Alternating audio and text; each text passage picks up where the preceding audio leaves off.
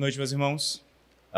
É um prazer, é um privilégio enorme para mim poder estar conhecendo a amada e querida igreja num evento tão importante.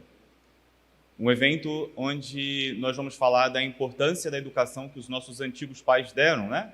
A importância da educação na reforma protestante. E eu fiquei responsável por falar um pouquinho, né, de uma filosofia que, infelizmente, tem contaminado as nossas instituições de ensino e tem chegado até mesmo na igreja.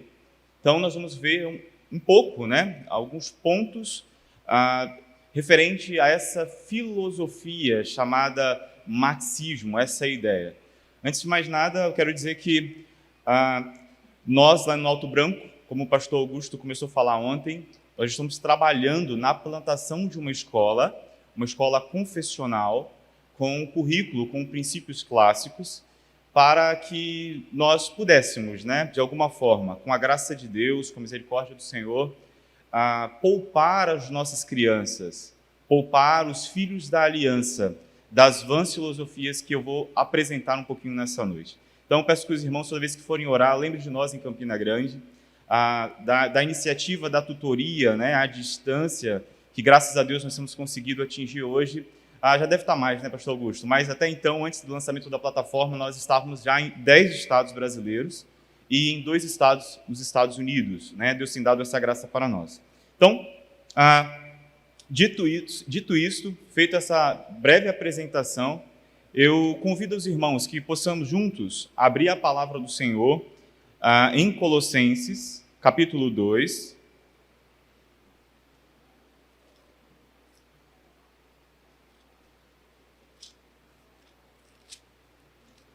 Colossenses, capítulo 2. Eu farei a leitura do texto do verso 1 até o versículo de número 10.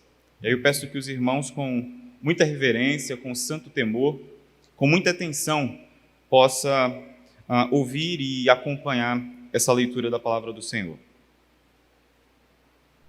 Colossenses 2, de 1 a 10.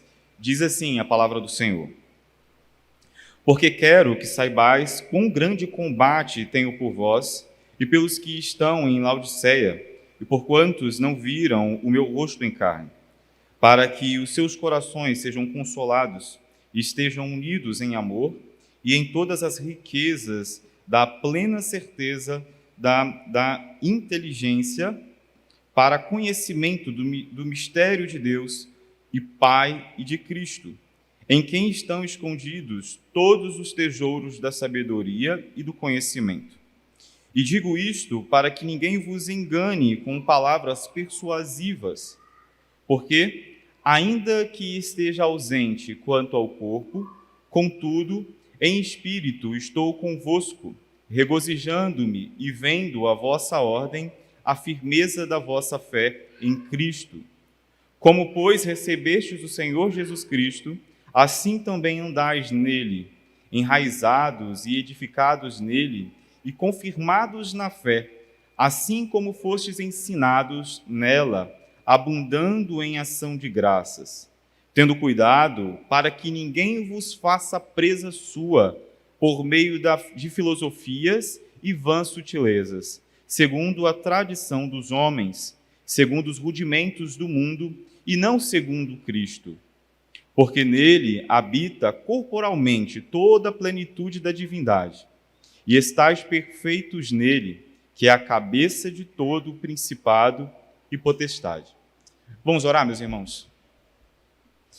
Santo Senhor, Deus bendito, Deus Pai, Deus Filho e Espírito Santo, nessa noite, ó Deus, nós rogamos ao Senhor que nos ajude, que venha persuadir os nossos corações pela Tua palavra, e que possamos, ó Deus, sermos confrontados com a Tua palavra, e possamos examinar os nossos corações, examinar as nossas práticas, as nossas convicções, e submeter, ó Deus, todo o nosso pensamento a Cristo Jesus.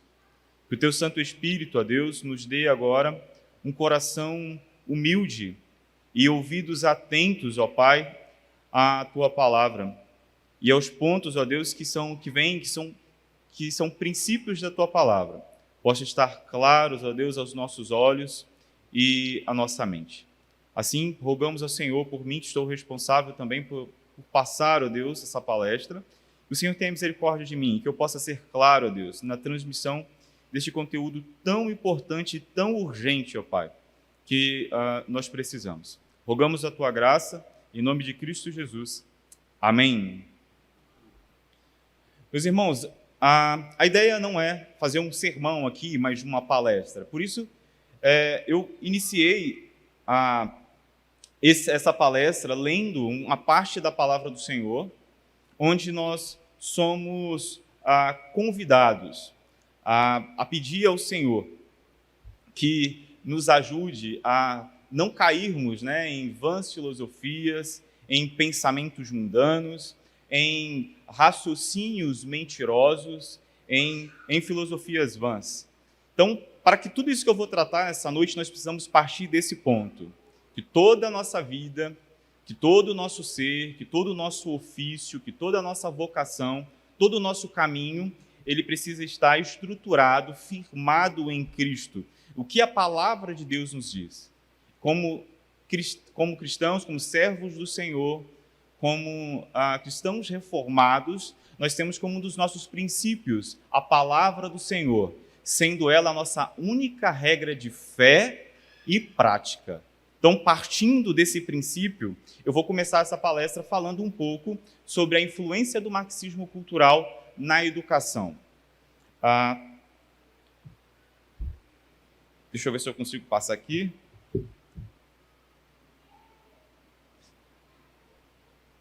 Irmão, acho que eu vou precisar da sua ajuda, viu? Porque o celular não está respondendo aqui. Você pode passar, por favor?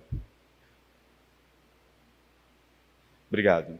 Então, nessa noite, eu pretendo tratar, nessa palestra, né, tanto hoje quanto amanhã, eu pretendo abordar 2 pontos principais para que a gente possa entender a urgência desse assunto, né, da gente tomar conhecimento do que está acontecendo.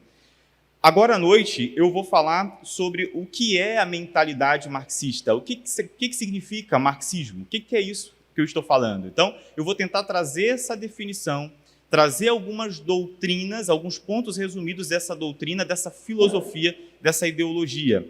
E amanhã eu pretendo terminar essa aplicação tratando sobre a neutralidade na educação. Será que a nossa educação é neutra?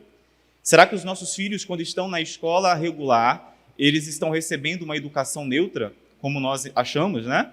Então, amanhã a ideia é falar sobre a neutralidade na educação, um mito que precisa ser desfeito e desmentido de uma vez por todas. Então, a minha ideia nessa noite é trazer as definições, alguns pontos históricos e também algumas características dessa filosofia que tem transmitido, né, essas ideias principalmente nas universidades. Tá? Então, o meu propósito essa noite é fazer com que você saia daqui refletindo sobre os principais pontos, as principais questões que eu vou estar abordando aqui. Pode passar, minha irmã, por favor. Então, o que é a mentalidade marxista? Pode passar. Então, primeiro a gente precisa entender o que é o marxismo. E aqui, quando eu me refiro à palavra marxismo, ao mesmo tempo eu vou estar também me referindo a outros termos que é muito comum para nós. Por exemplo, socialismo, né? Está muito em voga, todo mundo falando, né? Partidos políticos socialistas, ideias socialistas e também o comunismo, que, na verdade, todos esses termos, no final, eles vão ser praticamente a mesma coisa, tá? Praticamente a mesma filosofia. Então, o que seria o marxismo? A gente precisa entender, e aí eu preciso que você preste bastante atenção nesses primeiros pontos, que só entendendo esse primeiro passo a passo nós vamos conseguir compreender o restante. Então, a gente precisa entender que o marxismo, Marx, né, que foi a pessoa que criou, que começou essa ideia, desenvolveu essa ideia, e depois isso foi sendo aperfeiçoado, vamos dizer assim, com o correr da história, com o correr do tempo, por meio dos seus seguidores, dos seus discípulos.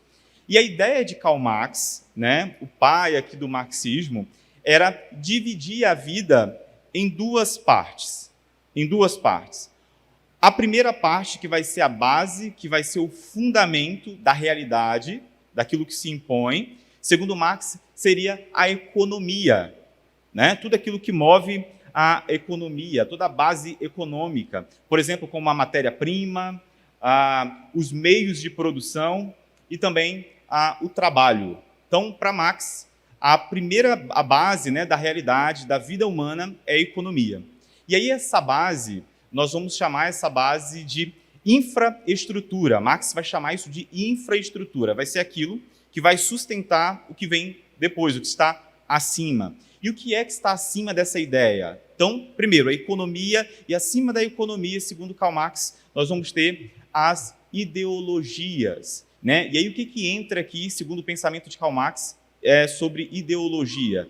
Aqui vai entrar crença religiosa, né? A fé em um ser divino, as leis, as artes, por exemplo, as ciências, tudo isso eles vão estar submetidos aqui a essa ideologia. Esse ponto que Karl Marx vai dizer que é a superestrutura, né? Então, lembrando, eu tenho a economia e acima da economia eu tenho a ideologia. A fé, a religião, as artes, as leis, a moral, a ciência. E, segundo Karl Marx, e por que ele divide dessa forma? Porque ele quer firmar um ponto aqui. E qual é esse ponto que Karl Marx quer desenvolver aqui? Karl Marx, por meio das suas ideias, ele quer dizer que não existe uma verdade, que toda essa crença que está aqui na superestrutura, que toda a religião, que a fé, é um meio, é uma forma com que aquele que é rico, que tem condições financeiras, que é o empregador, né, aquele que tem a sua empresa, aquele que tem o seu negócio, é a forma que esse fazendeiro, que esse empresário, ele vai ter de conseguir dominar aquele que é mais humilde, aquele que é mais pobre, que tem menos condições financeiras. Então, segundo Karl Marx, o capitalismo, né, ele vai usar essas ideologias, a moral, a religião, para poder dominar a cabeça do homem simples, do funcionário. E aí, por meio da fé, por meio da religião, por meio da moral, esse homem, esse ser humano mais simples, que é ali o responsável por apertar os parafusos, que vai ser a mão de obra, ele precisa estar de tal forma tão dominado, para que ele não se rebele contra o seu patrão. Era dessa forma que Karl Marx enxergava a realidade. Eu tenho aquele que domina e eu tenho os dominados. E aí, essa ideia foi sendo desenvolvida. Então, para Marx é o seguinte, olha, essa questão de fé, isso não existe. Isso é uma besteira que inventaram para que você possa, né, simplesmente ser submisso a uma autoridade, para que você não tenha liberdade. Então, essa questão de verdade, né, isso é uma farsa, isso não existe.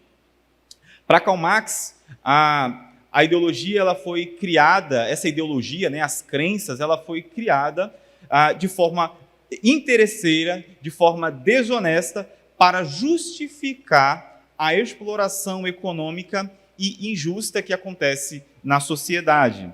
Ou seja, Karl Marx está querendo dizer aqui que essa economia que eu comecei falando aqui com os irmãos, que é essa base da sociedade, que ele vai chamar de infraestrutura, e aquilo que está acima dessa infraestrutura, que são as ideologias, como eu disse, e isso tudo foi montado para que, através desse discurso ideológico, né, da religião, pudessem dominar as pessoas, pudessem alienar as pessoas. Então, aqui, as pessoas, elas são, segundo Karl Marx, as pessoas elas são tiradas do seu interesse de classe, né? E assim que os empresários, os burgueses, né, os fazendeiros, aqueles que têm grandes propriedades, os capitalistas, né, eles pudessem dominar essas pessoas. Então, por meio dessa leitura da realidade, por meio dessa cosmovisão de Karl Marx, ele vai afirmar o seguinte, olha, a verdade não existe. O que existe, aquilo que se impõe na realidade, são interesses de classe. Então, a verdade é algo que é uma construção de tal forma, que foi feita de tal forma para que pudesse explorar as pessoas. E aqui eu já queria abrir um parênteses muito rápido aqui. Essa ideia parece estranha para você? Greves, não obedecer a autoridades, rebelião, contra autoridades, em alguns momentos dentro da igreja, dentro de casa, aquela ideia de que tem aquele que tem autoridade, que domina aquele que está abaixo. Acredito que é muito com essa... Acredito que todo mundo aqui já viu exemplos desses que eu estou falando aqui. Tudo isso não é à toa. Não é simplesmente buscar um salário melhor, então vou reivindicar alguma coisa. Por trás de toda essa prática, por trás de todo esse pensamento, esse cara está me explorando. Mas você não assinou um contrato que seria esse valor, essas horas. O que foi combinado aqui não está sendo cumprido? Sim, está sendo cumprido, mas ele está me explorando. Ele está ganhando muito dinheiro em cima de mim. Essa prática, meu irmão, esse questionamento, o que está por trás desse questionamento é essa filosofia. E na maioria das vezes a gente nem toma consciência do que o que nós estamos fazendo tem uma filosofia demoníaca por trás. E aqui, para a gente passar desse ponto, a gente tem, principalmente para nós cristãos, nós entendemos que existe sim uma verdade absoluta e essa verdade absoluta se manifesta na palavra de Deus. Que Deus, no princípio, criou os céus e a terra. Não foi uma explosão do Big Bang, aquilo que seu filho está aprendendo na escola. Nós acreditamos que existe uma verdade absoluta que no princípio criou Deus, homem e mulher. Uma verdade absoluta que se revela nas Sagradas Escrituras. Só que por meio desse pensamento, por meio dessa filosofia que está dentro das escolas regulares, e preste atenção aqui, eu não estou falando pensamento que está nas escolas públicas. Eu não estou falando isso. Eu estou falando um pensamento, uma filosofia que está por trás das escolas regulares. E aqui eu estou querendo dizer escolas públicas, privadas e, na maioria das vezes, muitas escolas ditas cristãs. Pode passar, minha irmã, por favor. Então, eu quero mostrar para vocês aqui, rapidamente, alguns pontos que essa filosofia defende, que o marxismo defende. Está lá na sua carta, no seu manifesto, podemos dizer assim, na sua declaração de fé. O que essa filosofia acredita? Essa filosofia acredita na expropriação da propriedade privada. O que é isso? Ela acredita que o Estado, por exemplo, pode chegar e tomar a sua casa, por exemplo, a sua posse. Então, essa ideia, essa filosofia acredita na expropriação da propriedade privada. Está lá no livro, na Carta ao Capital, esses pontos que o próprio marxismo ele vai defender. Um outro ponto aqui, essa filosofia que está dentro das nossas universidades e faculdades, essa filosofia defende a abolição da família. Preste atenção. Essa filosofia chamada marxista, ou comunista, ou socialista, ela defende nos seus documentos oficiais, não é aqui coisa que saiu da minha cabeça, não é coisa que saiu da cabeça dos pastores, da fé, não. Essa filosofia defende na abolição, que tem que acabar com a família como nós conhecemos, como Deus criou. Terceiro ponto aqui, essa filosofia acredita na abolição das relações de pais e filhos. Eles acreditam na abolição das relações entre pais e filhos. E aqui a gente pode aplicar, por exemplo, um pai pode manter relações sexuais com a sua filha, ou uma mãe com o seu filho, ou vice-versa, pai com filho, mãe com filha. O negócio aqui é acabar com a família, é acabar com as relações entre pais e filhos, de autoridade, enfim. Outro ponto aqui desse manifesto, abolição da educação doméstica. E aí, se a gente parar para pensar um pouquinho, nós vamos ver que no nosso país, no Brasil, não existe nenhum respaldo na lei que garanta, né, a segurança e a tranquilidade para as famílias em educar nas suas casas. Existem diretrizes e bases que vão dizer que a família ela é obrigada, né, uma criança a partir de 4 anos ela é obrigada a estar na escola. Então, e o que é isso? O que está nas nossas leis no Brasil? Uma influência vinda dessa filosofia chamada marxista ou comunista. Um outro ponto aqui que essa filosofia defende, na abolição do casamento.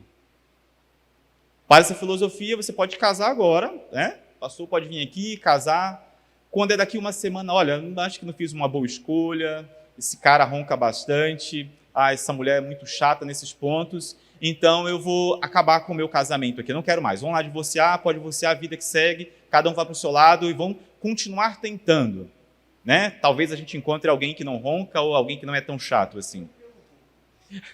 Essa filosofia ela vai defender isso, na abolição do casamento. Ou melhor, ninguém precisa casar. Para que casar?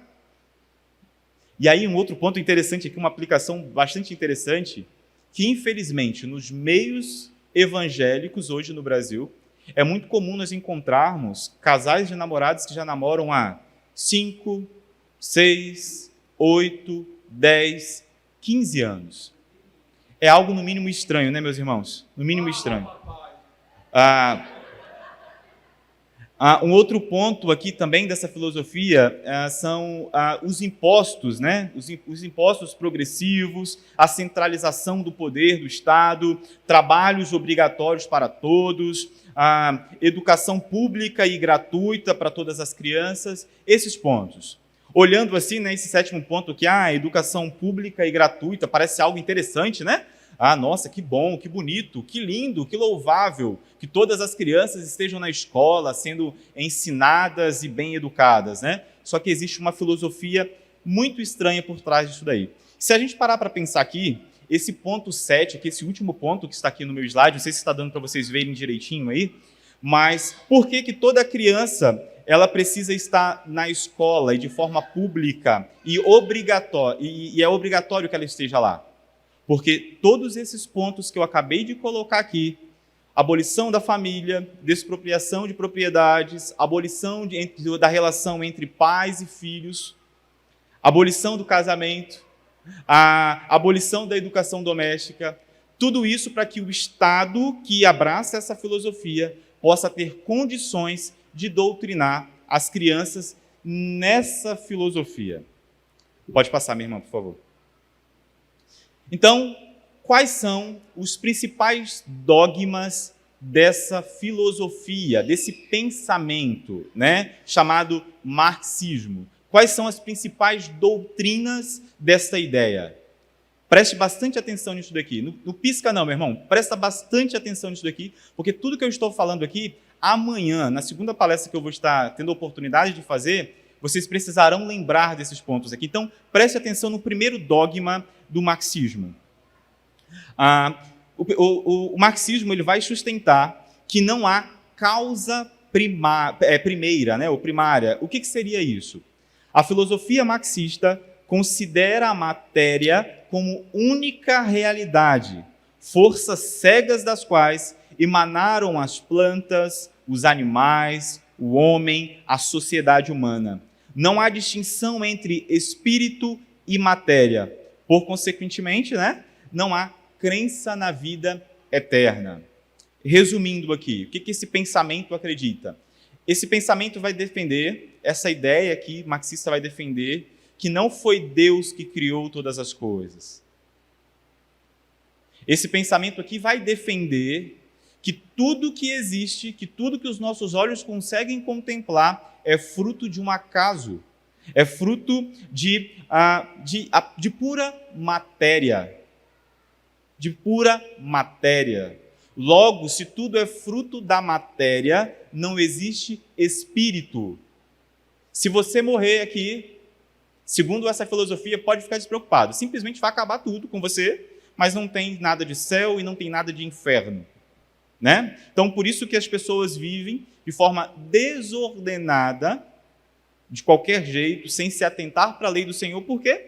Né? Segundo o pensamento que rege a nossa sociedade, não existe vida eterna, não existe Deus, não existe espírito, né? Então, essa é a doutrina principal. Preste bastante atenção aqui. Eu sei que talvez algumas pessoas podem ficar assustadas, que isso aqui pode ser algo novo para você, mas preste bastante atenção aqui. Essa doutrina que é ensinada nas nossas universidades, principalmente para cursos na área de pedagogia, e aí eu acho que eu posso falar um pouquinho sobre isso, né? Eu sou pedagogo de formação e algumas especializações na área de alfabetização, e tudo que eu estou falando para vocês aqui foi o que eu vi durante esses mais de 7 anos na área de educação, tá? Então, é isso que eles ensinam nas nossas universidades. O próximo ponto aqui, o próximo dogma, pode passar, por favor? A próxima doutrina desse sistema, dessa filosofia, né, dessa ideologia, ela vai dizer o seguinte, vai sustentar que a religião é o ópio do povo. E a religião, ela é prejudicial de pelo menos de três formas. A religião, ela prejudica pelo menos 3 pontos na vida de uma sociedade, na vida do ser humano. Quais pontos são esses aqui? Segundo essa filosofia, a religião, ela vai ensinar, por exemplo, que os ricos, sim, têm os seus direitos, que não é, por exemplo, a religião cristã, a nossa fé, vai dizer que não é pecado simplesmente alguém ter posses, né? Que a riqueza em si, ela não é pecado, não é pecado. E segundo o pensamento marxista, vai dizer que isso está errado, né? Que isso está errado. O pensamento marxista vai defender que a religião ela vai fortalecer e sancionar a exploração dos mais ricos, aquilo que eles fazem contra o mais pobre. Essa é a ideia aqui, segundo Marx, o que acontece no primeiro ponto. Qual é o segundo ponto aqui? Segundo Karl Marx, segundo essa ideia, esse sistema marxista, a religião ela vai atrapalhar porque ela vai ensinar ao pobre a obedecer e a servir a classe dirigente. Segundo essa ideia, a nossa obediência aos nossos patrões, ou nosso patrão, ou aos nossos pais, por exemplo, a autoridade da igreja, segundo esse pensamento, esse tipo de obediência é algo prejudicial. Por quê? Segundo ele, a religião ela vai contribuir para a exploração, como eu disse aqui, né? Então, toda vez que nós obedecemos o comando da nossa empresa, do nosso patrão, ou o comando dos nossos pais, ou os direcionamentos da nossa igreja, dos nossos presbíteros, né, do nosso conselho, isso está errado, né? Isso está errado. O terceiro ponto aqui é o seguinte, ele vai alegar que a religião ela é ruim porque ela vai insistir sobre a passividade. O que ele queria dizer com isso daqui? Quer dizer o seguinte, que a religião ela vai domar a cabeça do homem, ela vai controlar os nossos instintos e os nossos corações a tal ponto que nós não vamos nos rebelar contra as nossas autoridades. Então, segundo Karl Marx, segundo seus discípulos, os seus seguidores, a religião ela vai atrapalhar dessa forma, fazendo com que a gente, como segundo a visão dele, né, como se alguém colocasse rédea na nossa boca e iria nos dominar. Então, a religião ela tende a retardar e a desconstruir a iniciativa humana, né, destinada, por exemplo, a melhorar a situação econômica do homem. Próximo ponto, por favor, minha irmã. Qual é a outra doutrina que essa filosofia vai defender? Ela vai sustentar que o homem ele deve ter absoluta igualdade nas suas relações para com outros indivíduos. Nessa ânsia de igualdade, né, que todos precisam ser iguais, acredito que vocês já escutaram alguma coisa nesse sentido, né, se você puxar na memória aqui, somos todos iguais.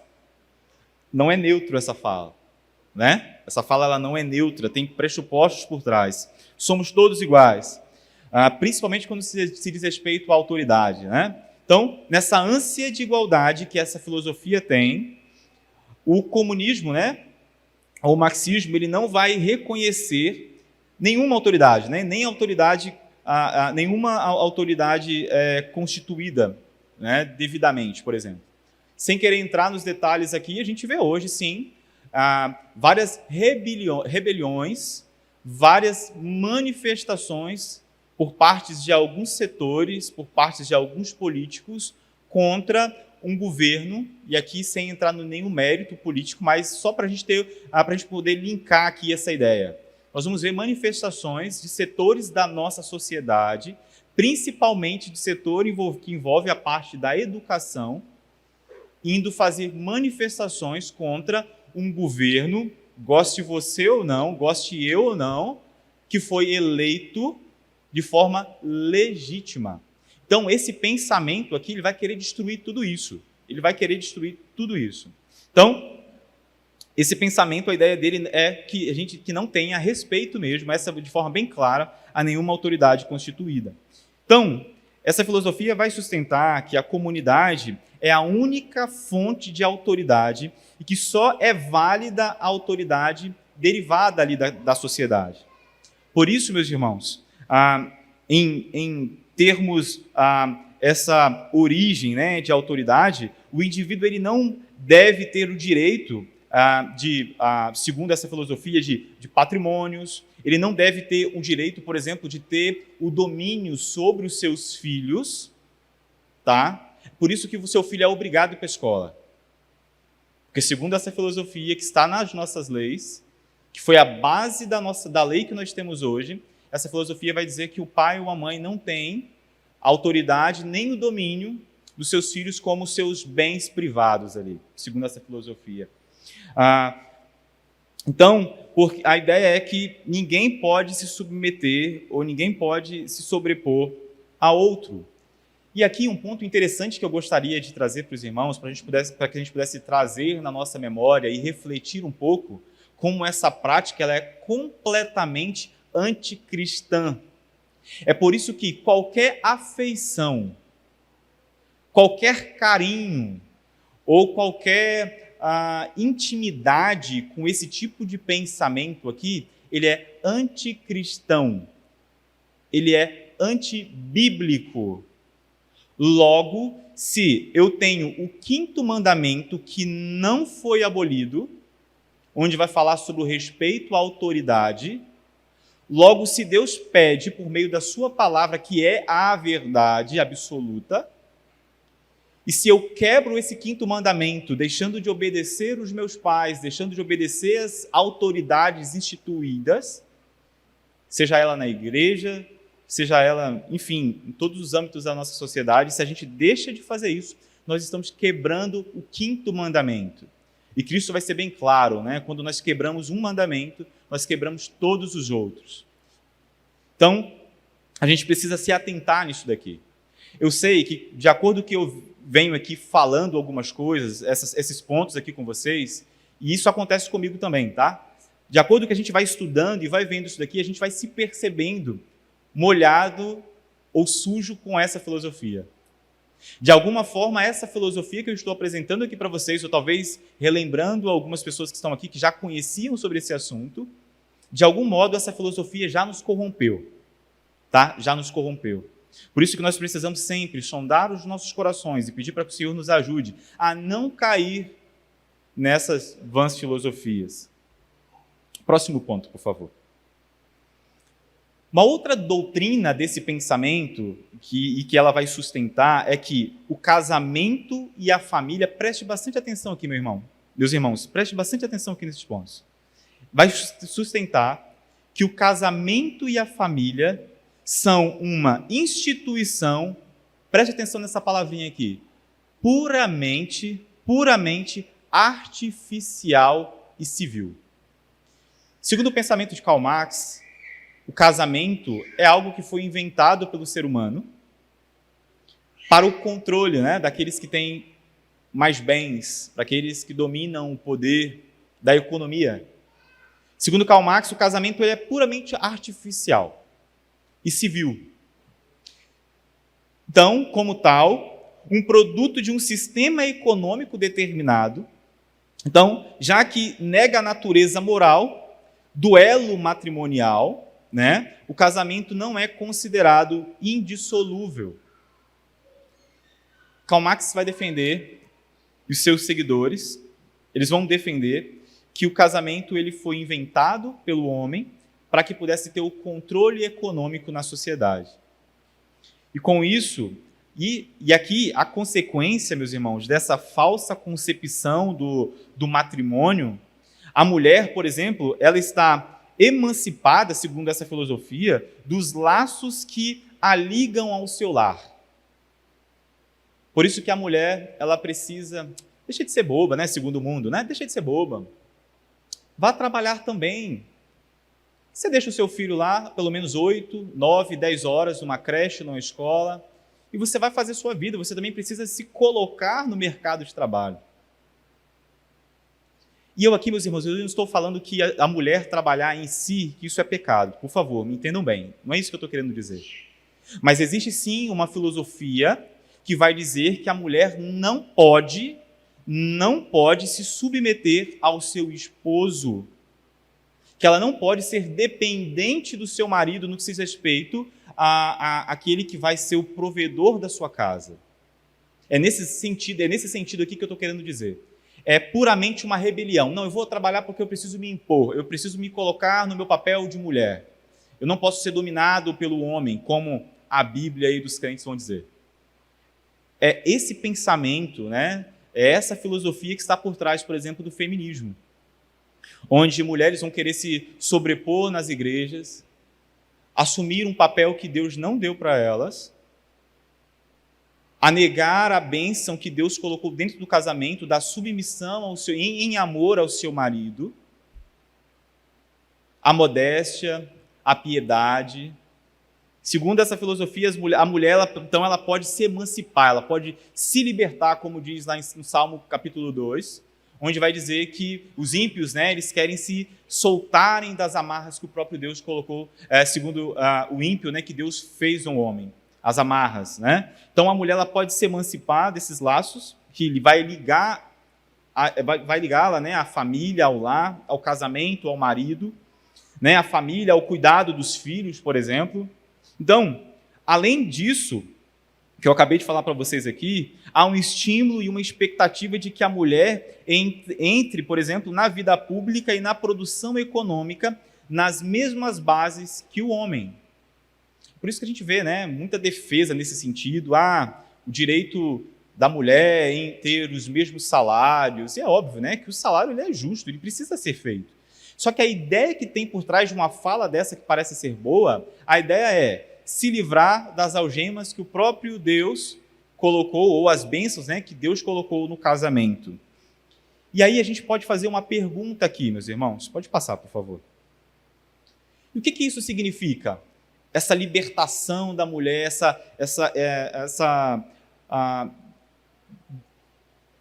esse término da família, essa falta de valor que não é dado mais na sociedade pela família, essa desconstrução da ideia do casamento, da família, da figura do homem, do pai, da figura da mulher, da mãe, da figura dos filhos. O que isso significa? O que está por trás dessa ideia aqui? Significa que o cuidado e a criação dos filhos passam a ser assumidos pela comunidade. Olha só as palavrinhas. Pela comunidade. Negando-se aos pais o direito de educar as suas crianças, de acordo com seus princípios, de acordo com a sua fé, de acordo com o seu credo, né? Então, vai negar o direito aos pais, o direito de educar as suas crianças, porque, segundo o marxismo, segundo essa filosofia, tal direito pertence exclusivamente à comunidade. E leia-se comunidade aqui como o Estado. Parece familiar para vocês? Dá para trazer alguma coisa na memória e falar, nossa, faz sentido, eu já vi isso em algum lugar. Meus irmãos, essa ideia pode parecer assustadora, e de fato ela é assustadora sim, e nos arrepia quando a gente começa a parar para pensar francamente, quando nós somos honestos conosco, com a gente, né? Quando a gente para pensar e ver isso daqui nas práticas, talvez até dentro da nossa casa, ou práticas dentro da nossa igreja, no nosso trabalho, nas escolas onde os nossos filhos estão, na faculdade onde nós estamos estudando. Quando a gente começa a parar para analisar, nós vamos ver que alguma coisa de fato está acontecendo que está errado ali.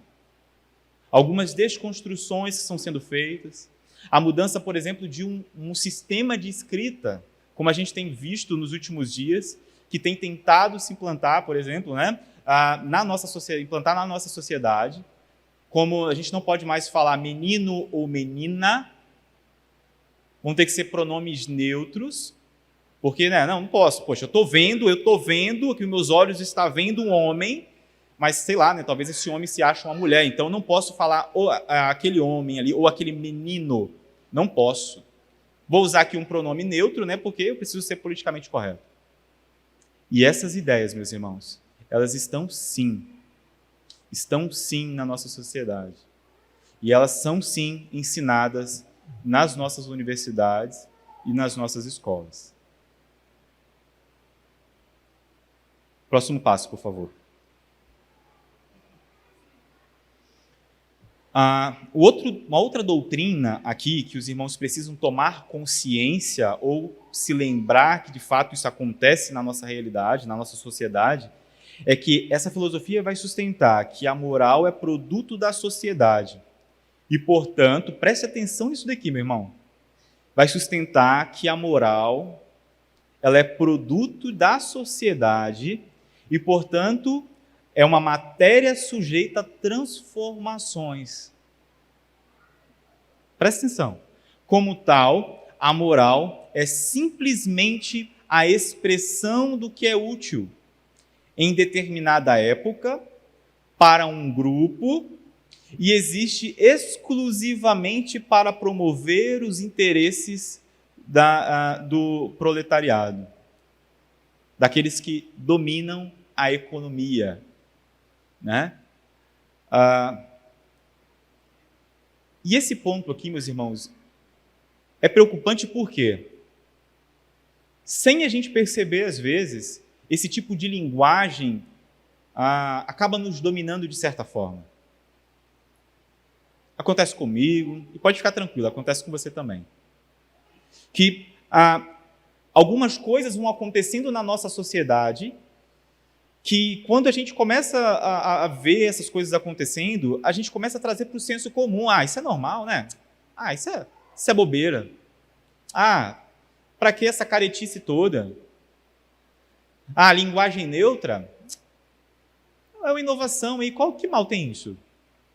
Casamento gay? A gente precisa respeitar o direito dos outros, né? A igreja tem que abraçar isso. Poligamia? Um homem casar com 5, 10, 15 mulheres, ou não casar e viver uma vida promíscua? Isso é normal. Vestimenta? Homens vestidos, né, de forma piedosa? Bobeira, careta. Coisas dos puritanos no passado. Mulheres, vestimenta se vestindo, né, de forma modesta. Crianças pequenas se vestindo como crianças. Não, isso é bobeira. Isso é bobeira. Segundo o pensamento marxista, meus irmãos, aquilo que nós conhecemos como moral, e nós como cristãos, nós como crentes em Cristo Jesus, nós temos a lei moral do Senhor que não foi abolida. Logo, esse pensamento está aqui em luta direta contra a verdade do nosso Deus. Verdade que não passa, que não muda. Respeito às autoridades, ter o Senhor nosso Deus apenas como o único Deus verdadeiro, Criador de todas as coisas, em Jesus Cristo como nosso Redentor, no Espírito Santo, na igreja, na comunhão dos santos. Segundo esse pensamento, tudo isso, nessa moral, onde, por exemplo, na família, pai não pode se relacionar com a sua filha, a mãe não pode se relacionar sexualmente, né, com o seu filho, o respeito com a esposa do outro, o respeito com a mulher do outro, o respeito com o homem do outro. Segundo esse pensamento, isso tudo é coisa do passado. Segundo essa filosofia mundana e diabólica, a moral que nós conhecemos, né, um respeito, o marido respeitar a esposa respeitar o seu marido, filhos honrarem os pais, filhos obedientes. o respeito, isso é coisa de conveniência durante o tempo. Se no nosso tempo é comum mulheres andarem seminua, qual é o problema? Se no nosso tempo é comum ter mais de uma mulher ou ter mais de um homem, qual é o problema? A moral é o nosso tempo que coloca. A moral é a nossa sociedade que vai impor. É dessa forma, meus irmãos, que esse pensamento marxista vai defender. Próximo ponto, por favor. Uma outra doutrina defendida aqui por esse pensamento, e ela vai sustentar que a educação, e aqui começa a chegar no ponto que eu preciso, que a gente precisa refletir em toda essa conferência, em todo esse evento aqui, é que a educação é a pedra de toque da permanência e da perpetuação do marxismo. Presta atenção nessa afirmação aqui, meus irmãos. Segundo esse pensamento, a educação é a pedra fundamental aqui. É a pedra fundamental de permanência e perpetuação desse pensamento que eu acabei de falar para vocês aqui. De todos esses pontos aqui. O objetivo da educação marxista, em geral, é promover o desenvolvimento dos interesses harmoniosos de todos pela aquisição da cultura e do saber marxista. E aí, afirmando isso daqui, vocês conseguem ver a neutralidade em alguma coisa? Será que as novelas que passam na Rede Globo, será que elas são neutras? Ou será que aquelas histórias ali não é uma forma de tentar catequizar você, seus filhos? Será que os filmes que nós temos assistidos na Netflix, por exemplo, será que eles são neutros? Será que não tem nenhuma ideia para tentar perpetuar uma cultura, um pensamento mundano como esse? Será que as cadeiras na academia, na universidade, na escola, que formam os nossos professores, os nossos pedagogos, será que eles são neutros? Vocês conseguem perceber aqui, meus irmãos, a astúcia e a sagacidade desse pensamento de não entrar em guerras, não tentar impor algo à força às pessoas. Vocês precisam acreditar nisso, porque eu tenho certeza que se na faculdade, por exemplo, pontos como esse, se é faculdade onde tem cristãos, por exemplo, ou numa escola onde existe um professor cristão, onde crianças são filhos do pacto ali, filhos de pais cristãos. Se na escola uma professora chegar gritando lá, berrando aos quatro ventos, olha, hoje a aula é para ensinar sobre sexualidade para criança de 4 anos. E eu vou colocar aqui na cabeça do seu filho, pai, pronome neutro, tá? Eu duvido que você vai deixar o seu filho ficar lá. Você não vai deixar, porque está sendo claro demais, muito explícito. E você, como uma pessoa de uma boa moral, alguém que domina e conhece as Sagradas Escrituras, vai se assustar com isso, você não vai deixar o seu filho ali. Porém, eles não fazem esse tipo de aplicação dessa forma. Não é assim que os professores militantes treinados por esse sistema, eles vão fazer. Vai ser tudo bem, bem devagarzinho, e a gente vai ver aqui que existe uma palavrinha-chave chamada pensamento crítico. Não, a criança tem que ter um pensamento crítico sobre tal situação. Nós vamos ver como é que essas coisas se dão.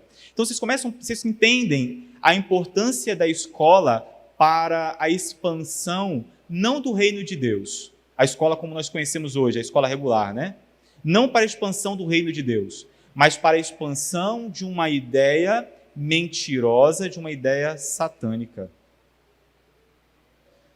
Continuando o ponto aqui que eu falei sobre a teoria marxista, considera a educação um processo que dura a vida toda, cujo conteúdo e método são orientados por um objetivo fundamental, que é o de dar a mesma formação a todos pela doutrinação de cada indivíduo na ideologia marxista. Por isso, todas as instituições, teatros, museus, universidades, a família e todas as atividades culturais, recreativas, econômicas e políticas, elas vão tornar parte do processo educativo e tornarão-se meios, meios de disseminar, inculcar a propaganda comunista, essa filosofia marxista. Então, essa teoria da educação, ela prevê também que todos os membros da sociedade devem ser influenciados e doutrinados pela ideologia marxista. Agora, preste atenção como eles querem que nós sejamos doutrinados. Olha só como que eles querem. Eles querem que nós sejamos doutrinados sem questionar, sem demorar muito, sem tardar. E aí nós precisamos aceitar tudo isso e promover essas ideias, e promover essas doutrinas.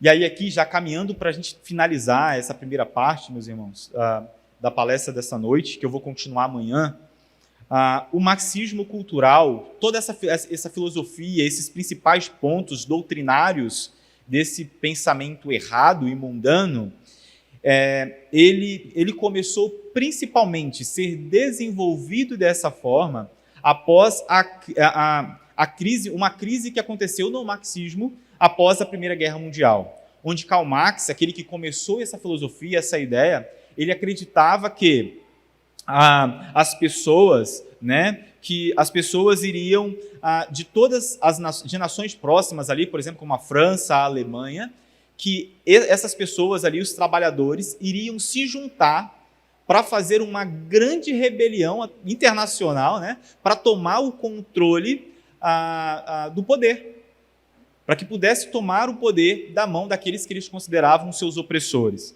Só que não foi isso que aconteceu. Quando acontece a Primeira Guerra Mundial, nós vamos ver esses trabalhadores lutando pela causa do seu próprio país. Então, quando isso acontece, é um susto para aqueles que defendiam essa ideia marxista, Então, só que o que acontece? Nessa crise, surgiu algo que veio para piorar mais ainda a nossa situação como sociedade no que se diz respeito a essa filosofia. A ascensão do marxismo cultural, ela acontece com maior destaque, por exemplo, na escola de Frankfurt, que vem basicamente com uma teoria crítica, com essa ideia da teoria crítica. E aí vai ter um homem que ele foi muito importante dentro dessa filosofia para a divulgação, para colocar em práticas ideias que fossem de uma forma assim não tão clara de ser ensinada para as pessoas, para que as pessoas não pudessem se escandalizar, mas de forma bem sutil, que foi uma pessoa chamada Antônio Gramsci.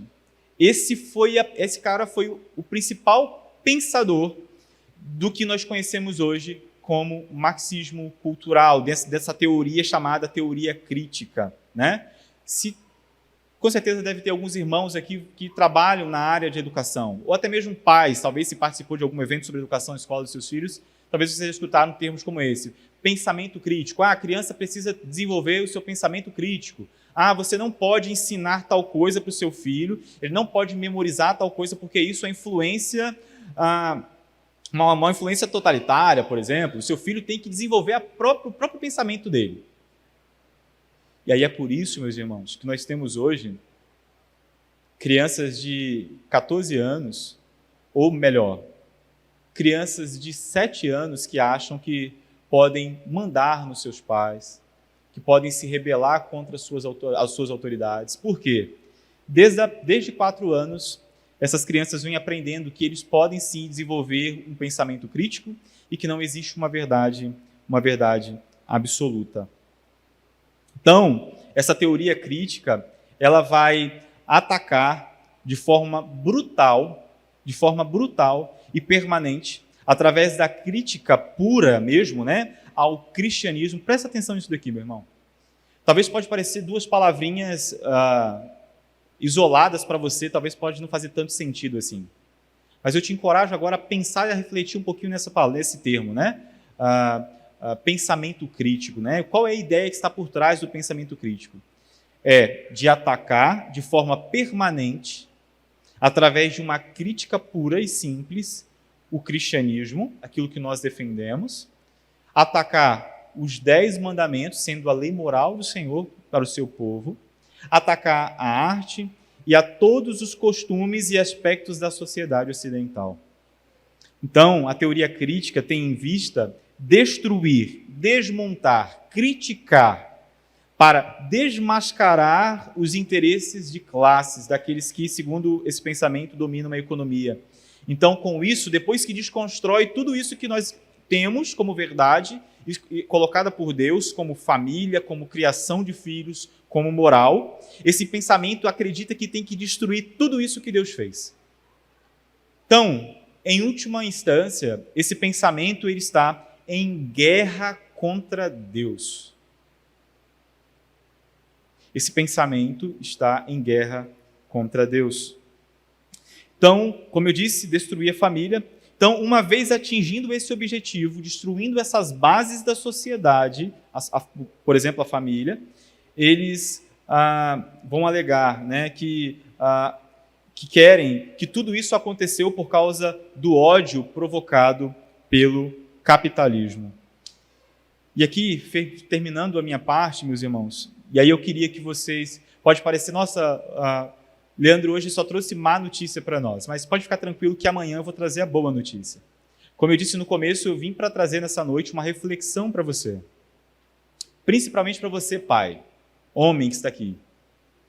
Principalmente para você. Nessa noite, o meu objetivo aqui é fazer esses apontamentos e você, como responsável da sua casa, aquele que veio até a frente na igreja e fez um juramento perante Deus e a igreja em ficar responsável pela vida do seu filho. A minha ideia é que você vá para casa hoje refletindo nesses pontos, em todos esses dogmas, todas essas doutrinas e aquela carta aberta, né? Aquela declaração de fé que esse pensamento ele tem. Porque, segundo Gramsci, o pensador principal dessa ideia, a mudança de mentalidade da sociedade, abrindo parênteses aqui agora, que acontece dentro da sala de aula, fechando parênteses, procede à tomada do poder. A escola é o principal instrumento de mudança de mentalidade. A escola é o principal instrumento de mudança e de mentalidade. É na escola que a educação que você passa para o seu filho é desmontada.